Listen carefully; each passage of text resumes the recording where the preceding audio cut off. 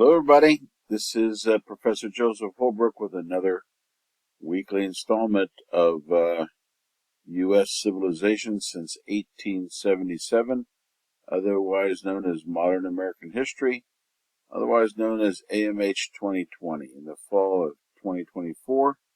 So let's jump right into it. Life in Industrial America. This is week 3. We're on chapter 18 of American YAWP. Discussing life in industrial America. So, there we go. This is the timeline for what we'll be covering this week. The first major art museum opened in Washington, D.C. in 1869. I may go down there next week and try to see some of the art museums. I'm living right now this summer just about 30 minutes from downtown D.C. in Maryland. 1871, there was the Chicago Fire. Mark Twain published The Gilded Age in 1873. Dwight L. Moody launched an urban revivalist movement in 1875. This leads eventually to the formation of the 20th century evangelical movement, to some extent perhaps also fundamentalism. Alexander Graham Bell, telephone. Thomas Edison created the incandescent light bulb. So you can see a lot of stuff is happening that have had a tremendous influence on our lifestyles. Telephone, light. The Salvation Army was formed in Britain and later in its established in the United States. This is a religious, evangelical movement dedicated to serving in slums and urban areas and preaching the gospel, at the same time providing social assistance. Andrew Carnegie begins to donate money to build libraries. The New York City Metropolitan Opera was founded. Joseph Pulitzer purchased the New York World. Of course, he later established a fund for the Pulitzer Prize in Journalism. What else we got here? The first electric trolley line was formed in Richmond, Virginia in 1887. The Chicago World's Fair, 1893. We'll have a couple pictures in our presentation from the Chicago World's Fair. William Randolph Hearst entered into New York journalism in 1895, just in time to get it very involved in the Spanish-American War and to really play up or hype the ride of the Rough Riders up San Juan Hill in Puerto Rico. I'm sorry, not Puerto Rico, but Cuba, with what was called at the time the yellow journalism. This is a pattern in U.S. history that whenever a war is approaching, you will hear the war drums beating in the media favorably for war, calling for war, and justifying war. This actually began with Hearst in 1895, yellow journalism. Boston built the first subway in 1897. I don't know much about Theodore Dreiser or why Sister Carrie is important, so I'll skip over that. The New York Tenement House Law was passed in 1901, and then you have the New York subway, the San Francisco earthquake, which is a companion to the Chicago fire, and then a 55-story skyscraper was built in New York City called the Woolworth Building, of skyscrapers and what have you.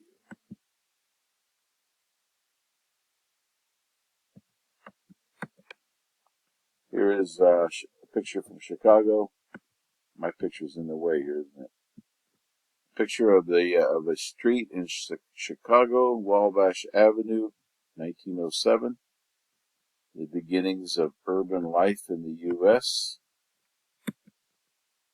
So in 1800, after 2 centuries of settlement, the majority of Americans lived in rural areas on farms. Decade by decade after that, the urban population swelled until 1900. Instead of the majority living in the rural areas, by 1900, 20% were city dwellers. and that included 6.5 million people living in New York, Chicago, and Philadelphia. 1/3 of all city residents were immigrants in 1900.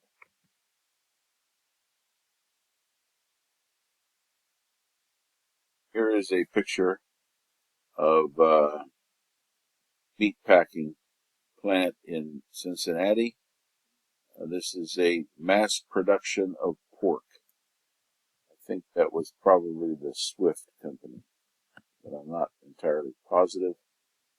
It was exhibited by the Cincinnati Pork Packers Association at the International Exposition in Vienna. So you see that the butchering of hogs became a mass production manufacture. Topic. So the largest cities by population from 1870 to 1900. Of course, New York tops the list with San Francisco in number 10. You have New York, Philadelphia, Brooklyn, St. Louis, Chicago, Baltimore, Boston, Cincinnati, New Orleans, and San Francisco.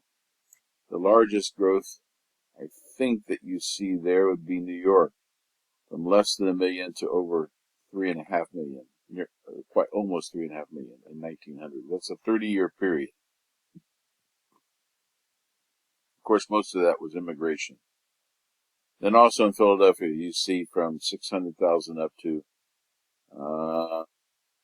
at least almost 3 times that, 1,698,000. So this shows you how quickly these cities were growing during this time period. This is a way to illustrate the growth. See, New York is the off-white column. Brooklyn is the light blue, and the purple is Philadelphia. I guess you could include Brooklyn in with New York. So you see the dramatic growth in New York City during this time. Iron workers tended to gravitate to Philadelphia. Chicago became the meatpacking center. A lot of railroads came in from the west, bringing cattle to Chicago. So these plants that employed thousands of workers instantly created a small city in its vicinity. Philadelphia, Baltimore, and San Francisco became hives of small-scale, labor-intensive industry, bringing many, many changes to the society and technology and economy of the U.S. This is State Street in Chicago, Illinois. During this time, you see the buildings, the tall buildings growing up. Of course, these buildings would be impossible without electricity. To run the elevators, and electricity depended upon petroleum production. You see trolleys there in the middle of the street.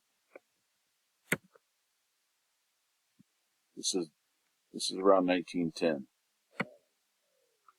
New York had an enormous pool of immigrant workers, and it became a magnet for the garment industry, for cigar making. Those were primarily Cubans who immigrated to New York. They also Tampa and Key West, and diversified light industry. New York was the preeminent city of finance, also ranked as the nation's largest manufacturing center. This is kind of interesting about the growth of people movers. In the 1820s, the omnibus was an elongated version of a horse-drawn carriage. By 1852, they were operating on grooved rails. In 1879, the first steam-powered L's were raised above the street in New York City. In 1887, you had the electric trolley car in Richmond, Virginia. Congestion led to demands that transit lines be moved off the streets. In 1904, you had the first subway running through Manhattan. You can find, by the way, videos of some of these things on YouTube. I've got some links there. You can access these links in Canvas, in the PowerPoint. In 1896, the first silent film in New York City. And then there's also a YouTube video of the underground trains and also the interior subway, New York subway in the 14th Street in 1905. It's a little bit like time travel to go be able to some of these things on YouTube. So here's the Chicago L, 1900 on Wabash Avenue. People walking and riding below it, and the L's are going above in Chicago. So there was this was also a period of tremendous agricultural change. In the 1880s, there were, with the advent of steel industry, you had steel girders, durable plate glass. The passenger elevator opened a whole new way of construction, skyscrapers with steel skeletons. The first skyscraper was to be built in Chicago in 1885, and in 1913, the Woolworth Building in New York City and Manhattan was completed at 55 stories. Charles Brush's electric arc lamps were installed in department stores in Philadelphia and provided far better lighting than what they had before in 1878. 1879, you had electric lighting beginning to enter the American home with several serviceable incandescent bulbs. Thomas Edison's motto was, "Let there be light." That's kind of presumptuous, but there it is. 1876, the telephone sped communications beyond anything imagined previously, invented by Alexander Graham Bell. Mark Twain, famous American author, complained in 1867 that it was impossible to carry on business in New York because of its size. If you had to walk across New York or ride a horse, it would take forever to do much business. But his answer was in Bell's telephone. All he had to do was pick up the phone by 1876. So here's a picture of the Chicago World's Fair Exposition, 1893. This was called the White City in a neoclassical style. The integrated design of the buildings and walkways and landscapes propelled the burgeoning City Beautiful movement. At this time, there began to be a movement of creating parks and beauty and urban areas, urban spaces. Before this time, American cities had not been known for their beauty. They were known for their efficiency and functionality. If you wanted beauty in an urban area, you had to go to Europe. So the man who initiated this trend was Frederick Law Olmsted. He designed New York City Central Park and was key in launching the City Beautiful campaign. I've already mentioned the World's Fair in 1893, which emphasized broad boulevards, parkways, zoning laws, and planned suburbs.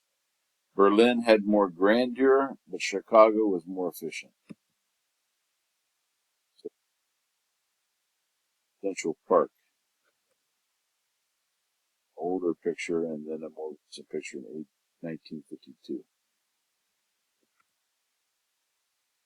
And this brings us to the middle class. Here is a display. I'm not sure if this was at the World's Fair, but this was a display of middle-class domesticity. This period of time also brought the beginnings of the sexual revolution, and you thought it started in the 1960s with my generation. But actually, even further back in the 1890s, the first glimmerings of sexual revolution appeared in the middle-class family. Dr. Foote, of all things, interesting last name, in his plain home talk on love, marriage, and parentage, favored a healthy sexuality that gave pleasure to women as well as to men. Well, good for Dr. Foote. Charles Dana Gibson created the image of the new woman. In his drawings, girls were tall, spirited, athletic, and sexual. All of this, and you had no idea that this was my great-grandparents and your great-great-grandparents or more. This also led to beginnings of changes and questioning of gender norms. The economic and social changes of the late 19th and early 20th centuries changed traditional gender norms. There was increased urbanization, immigration, advance in science and technology, changes in patterns of consumption, and a new availability of goods, a new awareness of gender casualties beginning in this time period. Here's a picture from 1895 from a publication called the Yellow Wallpaper. The lady in the picture is activist Charlotte Perkins Gilman. She had respectability. She was considered to be feminine, but she also advocated for massive changes to the woman's place in society. She was a supporter of women's rights, wrote short stories and novels and poetry that challenged the supposedly natural inferiority of women. Thank you, Miss Gilman. The Yellow Wallpaper by Charlotte Perkins. In 1892, before her marriage to George Houghton Gilman. So Mark Twain had this to say about New York. It's a splendid desert, where a stranger is lonely in the midst of a million of his race. Every man rushes, and never has time to be companionable or to fool away on matters that do not involve dollars, duty, and business. This was back around the 1870s. So I guess New York has been busy for a while. Yeah, I don't like it. I live in Miami. Busier than New York, I don't know. So they certainly are busy driving on the Palmetto. In a hurry, that is. Here's a picture of urban growth. I thought it was kind of clever because I used skyscrapers as the columns. You see, in 1880 in New York, it was around 6 million people, but by 1900, there were 14 million people inhabiting New York. Here's a picture of Mulberry Street in New York City in 1900. That looks exciting. I mean, I like busy streets. When I lived in Bogota, I loved walking 7th Avenue and enjoying busy streets, dándome un septimazo, as they would say. And it's like you could do the same thing in New York City in the 1900s, at least on Mulberry Street. So here's a map of the Lower East Side of New York City. You had Jewish areas, Russian, Polish areas, other Eastern European neighborhoods. It doesn't quite show Harlem, an African area. So you had a number of different ethnic and demographic groupings within the city. Brings us to this period of time discussing the New South and the problem of race, which is a bit depressing. The Confederacy's failed insurrection wreaked havoc on the Southern economy and crippled the Southern prestige. Of course, you know they lost the Civil War. Property was destroyed, lives were lost, political power vanished. If you want to watch some good background on this, watch Lincoln with Daniel Day-Lewis. It really brings to light the role of the radical Republicans. Tommy Lee Jones plays the leader of the radical Republicans who were attempting to stamp out racism utterly and reshape the culture of the South. Ultimately, they failed, but they sure made an attempt. 4 million enslaved Americans representing the wealth and power of antebellum white South threw off their chains and walked proudly toward freedom, not knowing that it would be another 100 years and they'd still be struggling for it. This is a building in Atlanta, Georgia, showing the rise of the New South. This was the Kimball House Hotel, reflecting a larger regional aspirations of the so-called New South. However, sadly, I won't go into the reasons for the end of the post-war Reconstruction period, which pretty much ended around 1877, which marks the beginning of our course in modern American history. But there were economic difficulties, there were labor riots, class riots in the northern cities, which led Congress to disengage from the effort to reconstruct the South and to withdraw federal troops and bring them back into northern cities to maintain stability and control in the face of labor union agitation and class warfare. White Southerners used this opportunity to take back control of the state legislatures, state house, governorships, and they used their reclaimed power to disenfranchise African Americans and pass Jim Crow laws, which were laws segregating schools, transportation, employment, and various public and private facilities. The reestablishment of white supremacy after Reconstruction contradicted proclamations of a new South. So Jim Crow was clearly white supremacist. And during this time, the rise of the Ku Klux Klan and of the predominance of frequent lynchings in the South reinforced this idea of white supremacy. This is a horrible photograph of a lynching of Laura and Lawrence Nelson, a mother and son, in 1911 in Okemah, Oklahoma. In response to the national attention, the local white newspaper in Okemah simply wrote, "While the general sentiment is adverse to the method, it is generally thought that the Negroes got what would have been due to them under the due process of law." So this is pretty horrible. Lynchings was a barbaric Southern practice, the extra-legal murder of individuals by vigilantes, which became very predominant throughout the South after the Reconstruction. It was a way of keeping African Americans in their place and reminding them that they were inferior and they had to show difference. Whether for actual crimes or fabricated crimes or no crimes at all, white mobs murdered roughly 5,000 African Americans between 1880s and the 1850s.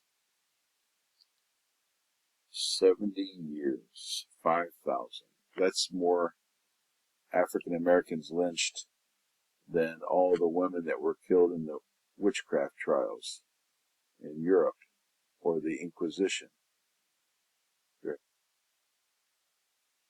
Lynching was not just murder, it was symbolism. It was meant to send a message of whites' superiority.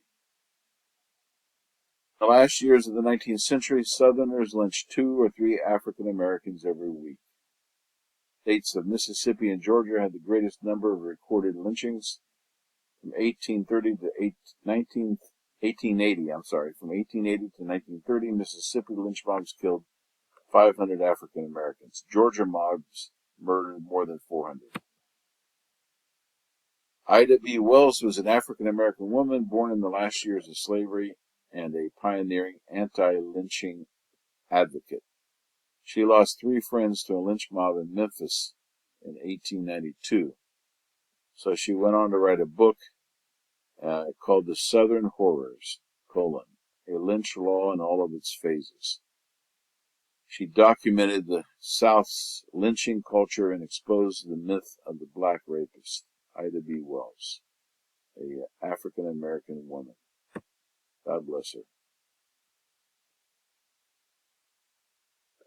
Voter suppression also arose during this time to try to keep blacks from voting. Before 1877, during the Reconstruction period, there had been a rise of a number of black politicians who had been elected to state legislatures, to Congress, to governorships in the South, but this came to an end with Jim Crow. And in the politics, the de facto limitations of black voting had suppressed black voters since Reconstruction. They passed laws requiring voters to pass literacy tests, which could be judged arbitrarily, and pay poll taxes, which hit poor whites.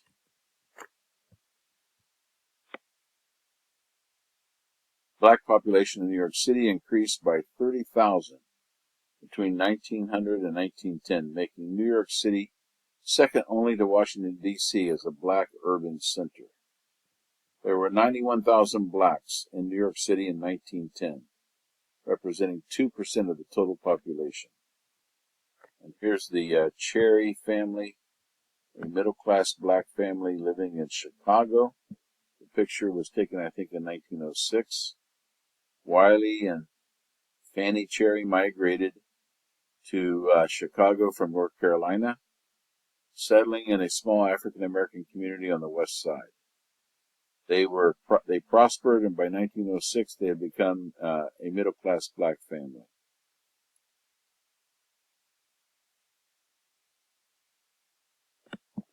in Chicago. Okay, so black communities and institutions. Urban blacks built their own communities. They had their own press, their own fraternal orders, women's organizations, a middle class of doctors, lawyers, and small entrepreneurs. In other words, this was like a parallel society, a parallel culture out of necessity.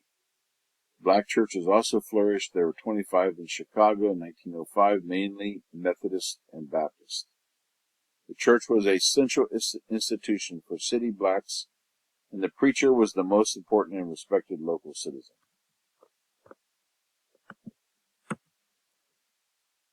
For urban blacks, the church was a mainstay of their lives. Of all the great faiths, Judaism, Catholicism, and Protestantism, all of them had to scramble to reconcile religious belief with secular urban. In terms of Judaism, German Jews were prosperous and embraced Reform Judaism, which abandoned religious practices at odds with modernity. Yiddish Jews came from Eastern Europe, were eager to preserve their traditions, and founded their own Orthodox synagogues. Orthodox Judaism survived a shattering of faith by reducing the claims on the lives of the faithful.